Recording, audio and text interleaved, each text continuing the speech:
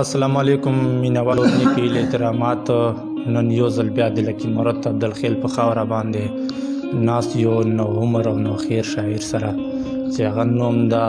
جناب محترم رفعت الله اندیش صاحب. رفعت الله اندیش صاحب سره به د شعر و شاعري په هکله باندې خبرې او هغه نه به خپل کلام اورو. مینوالو راځو رفعت صاحب سره چې څو خبرې وکړو. رفعت صاحب ته موږ په خپل پروګرام چرکلی وایو. مننه، ډېر مننه سایل صاحب او سیرای صاحب، ستاسو ډېره مننه چې تاسو موږ ته خپل وخت راکړلی. ما نام رفعت الله دی او اندیش زما تخلص دی او تاسو ډېره زیاته مننه چې تاسو موږ خاورې ته راتلنه وکړله. ستاسو ډېره مننه. مننه، مهرباني. اندیش صاحب دا ورته ووایي چې تعلیم په حوالې باندې کې موږ ته علم راکړه. جی الحمدلله، بس دا دی الله تعالی فضل و کرم دی. ما خپله MSc کیمسټري کړې ده او زما اردو شاعري هم شته دی او د پښتو هم شاعري زما شته دی. نو دا تقریبا 2009 2008 نه چې کوم د ما اردو شاعري سټارټ کړې وه او دا چې کومه اوس پښتو شاعري ده دا ما اوس 2018 نه سټارټ کړې ده. ماشاءالله ماشاءالله. مینوالو د اندیش صاحب نه به یو څو خپل کلام ورو وخت مشام د راجو چې د خپل کلام ورو. اندیش صاحب خاص کوو چې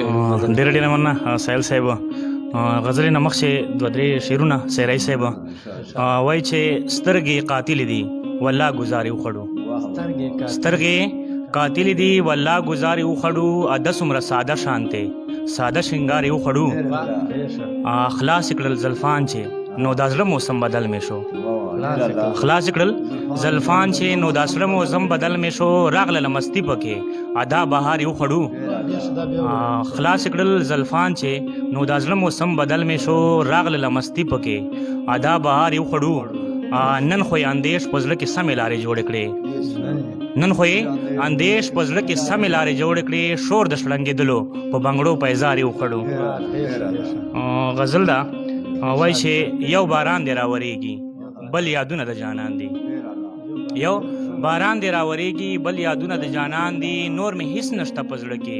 بس سوچونه د جانان دی، دا هټ چې مې محسوس کړ خپل په لوري چاره تګ نن، دا هټ چې مې محسوس کړ خپل په لوري چاره تګ نن، خدای که نه مې غلطی نو قدمونه د جانان دی، خدای هورې په جنت کې څنګ په څنګ به وي بېشکه. سیرای صاحب خدایا هورې په جنت کې څنګ په څنګ به وي بېشکه، دلته هورو په شان ماته جوړ خوندونه د جانان دی. مننه، ډېره مننه، ډېره مننه. خدایا هورې په جنت کې څنګ په څنګ به وي بېشکه، خدایا هورې په جنت کې څنګ په څنګ به وي بېشکه، دلته هورو په شان ماته جوړ خوندونه د جانان دی، ورځ شوه تېره او اوس دغه د ماښام په تېرېدو دی. سایل صاحب ورځ شوه تېره اوس دغه د ماښام په تېرېدو دی، نشته لوږه او نه تنده دیدنونه د جانان دی، ورشه ووایه رقیب ته هسې نه دی پسې ګرځي، ورشه ووایه رقیب ته هسې نه دی پسې ګرځي، جوړ په زړه کې ستا دپاره نفرتونه د جانان دی، ورشه ووایه رقیب ته هسې نه دی پسې ګرځي، جوړ په زړه کې ستا دپاره نفرتونه د جانان دی. یوه یې مینه پوښتنه ده پښتنې پښتو نزار شم. سیرای صاحب یوه یې مینه پوښتنه ده پښتنې پښتو نزار شم، بل یې ډک هم له پښتو نه عادتونه د جانان دی، ګوره څومره بختور یې عبدالخیل کلي اندیشه. سیرای صاحب مقطع ده ګوره څومره بختور یې عبدالخیل کلي اندیشه، جوړ چې ستا نه چارچاپېره بهارونه د جانان دی. مننه. ګوره څومره بختور یې عبدالخیل کلي اندیشه، ګوره څومره بختور یې عبدالخیل کلي اندیشه، جوړ چې ستا نه چارچاپېره بهارونه د جانان دی. یوه به که تاسو اجازت وي حقیقي شاعري بله وکړو. وایي چې دولته راغلی په رشتو کې د نرمي ختمه کړه، دولته راغلی په رشتو کې د نرمي ختمه کړه، په معاشرې کې د له خلکو عاجزي ختمه کړه، پرون اخبار کې مې داسې شان جمله وکته، پرون اخبار کې مې داسې شان جمله وکته چې یو غریب له تنګ دستی نه زندگی ختمه کړه، پرون اخبار کې مې داسې شان جمله وکته چې یو غریب له تنګ دستی نه زندگی ختمه کړه. څو ورځې کېږي سایل صاحب څو ورځې کېږي د یوه ورور ته ضرورت مې ووې، څو ورځې کېږي د یوه ورور ته ضرورت مې ووې، بس د بیا څه را سره یې ورورګیري ختمه کړه، څو ورځې کېږي د یو ورور ته ضرورت مې ووې بس دی بیا څه وه را سره یې ورورګیري ختمه کړه سیرۍ صاحب د موجوده حالاتو مطابق یو شعر ده وبا چې راشي خلک رب ته په سجده کې پرېوځي وبا چې راشي خلک رب ته په سجده کې پرېوځي دالته یې ولې په جومات کې سرټیټي ختمه کړه شعر دی وایي چې وبا چې راشي خلک رب ته په سجده کې پرېوځي وبا چې راشي خلک رب ته په سجده کې پرېوځي دالته یې ولې په جومات کې سرټیټي ختمه کړه وخت حکمرانه تا نه تمه به انصاف څه وکړو سهیل صاحب وخت حکمرانه تا نه تمه به انصاف څه وکړو تا په دې تنګ وخت کې مزدور نه چې دیاړي ختمه کړه لګیا یې رسم او رواج په غیر فخر کوي لګیا یې سیرۍ صاحب لګیا یې رسم او رواج په غیر فخر کوي مسلمه ځان له دې په دې مسلماني ختمه کړه بیا به د نوم په خولې څوک وانخلي زما دلبره سیرۍ صاحب مقتده بیا به د نوم په خولې څوک وانخلي زما دلبره اندیش پتا که چېرته خپله شاعري ختمه کړه بیا به د نوم په خولې څوک وانخلي زما دلبره بیا به د نوم په خولې څوک وانخلي زما دلبره اندیش پتا که چېرته خپله شاعري ختمه کړه سیرۍ صاحب یو بیا اردو والا درته پیش مننه مینوالو دا و اندیش صاحب چې تاسو د خپل پښتو کلام پیش کړو الحمدلله د مروت علاقې چې داسې شاعران هم شته چې هغه د خپل پښتو او د اردو شاعري هم کولی شي راځو خواست کوو چې اندیش صاحب موږ ته د خپل اردو کلام پیش کړي بس رومانٹک یوا هغه به ته ووایې غزل یې د اردو والا وای چې میں جب بھی یاد میں کوتا ہوں تیری یاد آتی ہے میں جب بھی یاد میں کوتا ہوں تیری یاد آتی ہے کبھی پل پل کبھی دن رات یوں مجھ کو ستاتی ہے خیالوں میں تیرے ہنستے ہوئے چہرے کو لے کر میں خیالوں میں تیرے ہنستے ہوئے چہرے کو لے کر میں پھر بے صبری سی دل کی دھڑکنیں تجھ کو بلاتی ہے ادا کر لوں میں کیسے شکریہ تیری اداؤں کا